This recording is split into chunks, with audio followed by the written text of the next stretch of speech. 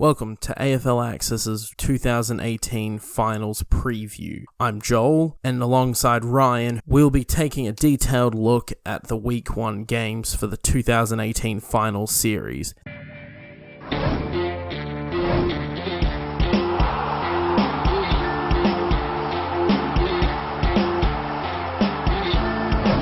In a tumultuous year that has seen teams rise to the top and then plummet into the abyss in equal measures, it is time to crown the champion of the 2018 season, with 8 teams competing for September glory. And without further ado, I will pass it over to Ryan, who will give his analysis on the first 2 matches of the final series.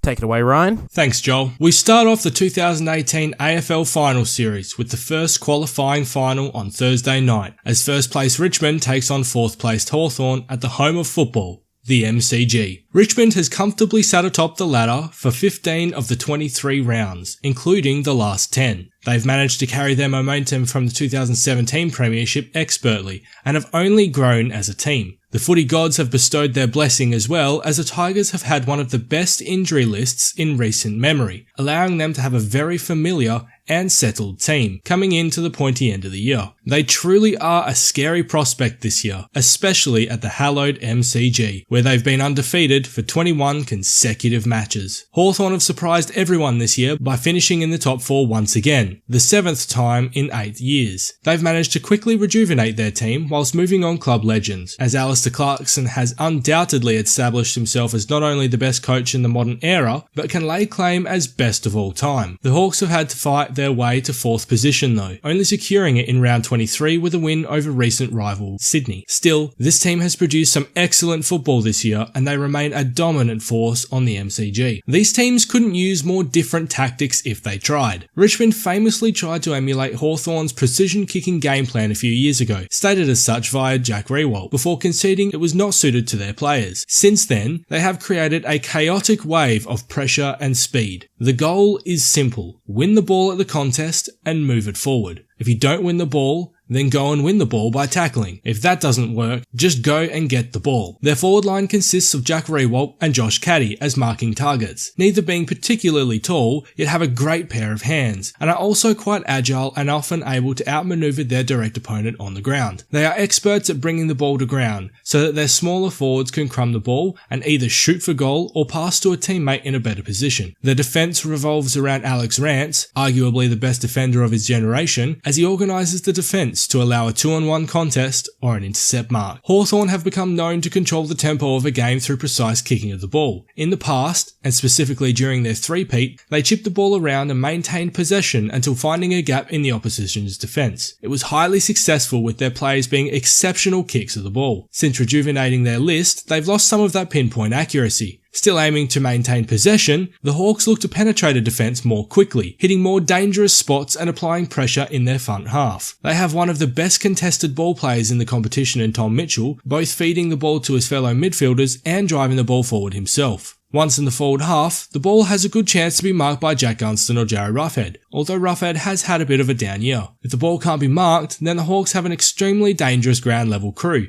who position themselves expertly to allow a quick shot at goal. They have the 3rd best defence in the competition, only behind Geelong and Richmond, as their team is quick to transition to help out the back 6. This is a game that will be played all over the ground, not just one in the midfield, as there are crucial contests across the field. Expect this to be a tight contest until the dying moments of the game. I expect Richmond to win in a close game, strangling the Hawks to submission with their never-die attitude. But if Hawthorn are able to control the ball and nullify the Tigers' ability to get it, then this could be a blowout the other way.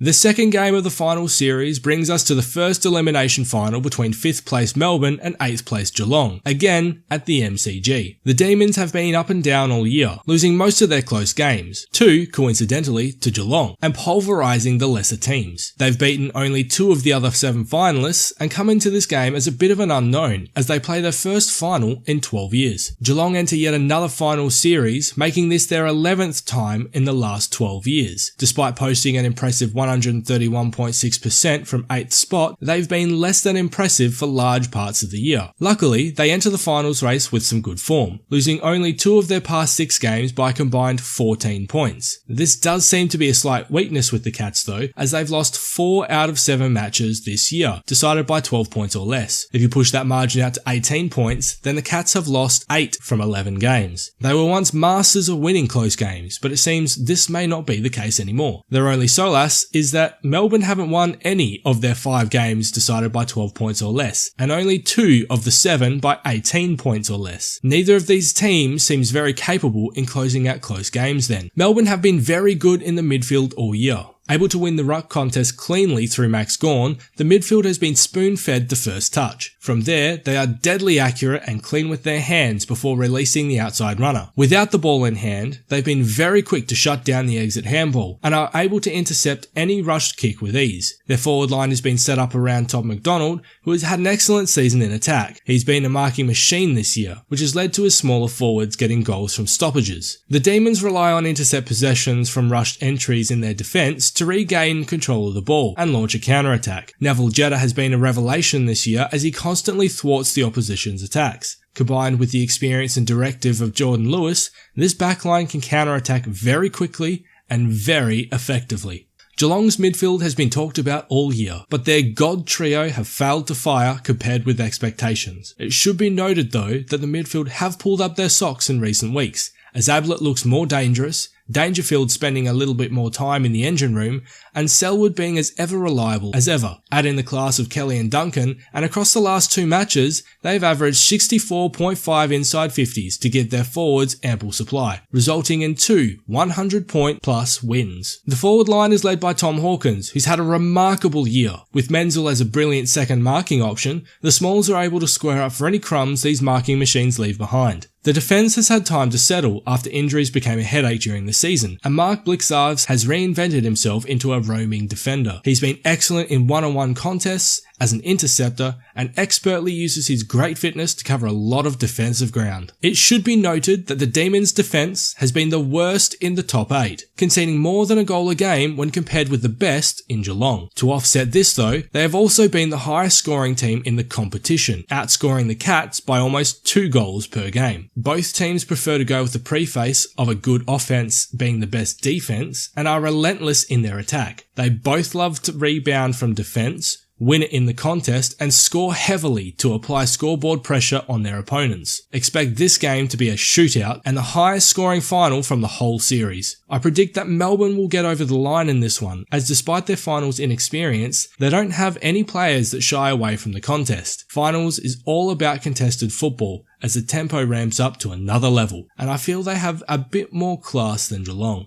The first Saturday of the finals looks like an absolute epic, with 2 shootouts that are going down in both Perth and Sydney. First up is the Battle of the Bridge, with the Giants meeting the Swans for the 3rd time this year. The Swans have won all previous occasions this year. Funnily enough, this will be the 2nd time the Giants and the Swans have met in the finals, overtaking the showdown as the most interstate rivalry matches to take place in the finals, the first one being a qualifying final in 2016, which the Giants won. But this time, there is no second chances, as whoever loses is eliminated, hence the name the Elimination Final. It should be a ripping contest between 2 of the strongest midfield in the past 3 years, contested on the small SCG ground in front of a packed out crowd. However, some injuries surrounding both team stars could put a wrinkle in their respective game plans going in. Buddy Franklin has sat out the last week of the home away season, so he should be back in the side. On the Giants front, they have had important players suffer injury after injury in the past couple of weeks, but still managing to win games against the Blues by 100 points, I might add, and the Crows with no rotations left on the bench. Still, they will be without players like Heath Shaw, John O'Patton and Tom Scully, but may get back Griffin, Toby Green and Brett Deledio for this final. The Giants' game plan is pretty simple. They will want to generate their devastating run from halfback with the likes of Whitfield and Cornelio to drive them through the middle of the ground like a neon orange tidal wave. The mids of the Swans also have a pretty simple task of getting clearances and passing it to Buddy in the forward 50 and having him turn around and sink goals with little effort. Who do I think will win? I think that the Swans may have the edge in this contest, but still it will be very tight. However, a part of me also says that the Giants may win, as Sydney has been pretty spotty on the SCG this year, which is pretty odd as they have a usually stellar record.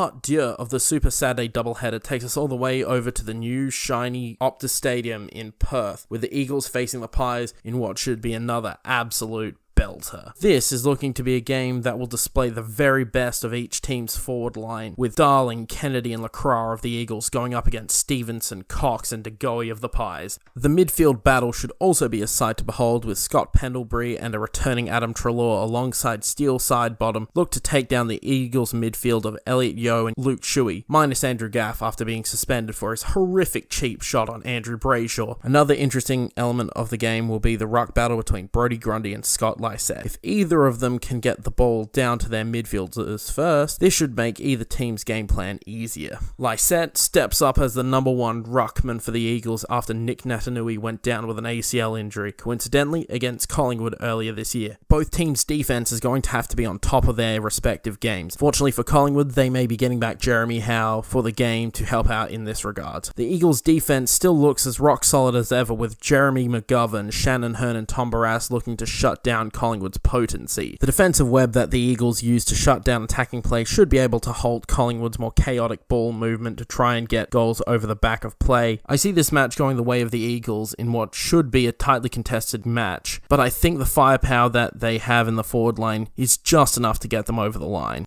Do you agree with our predictions? Or who do you think will win in the first week of finals? Let us know in the comments below. Make sure you leave a like on the video and be sure to subscribe and ring that bell to receive notifications when we bring out new content. This has been your AFL Access.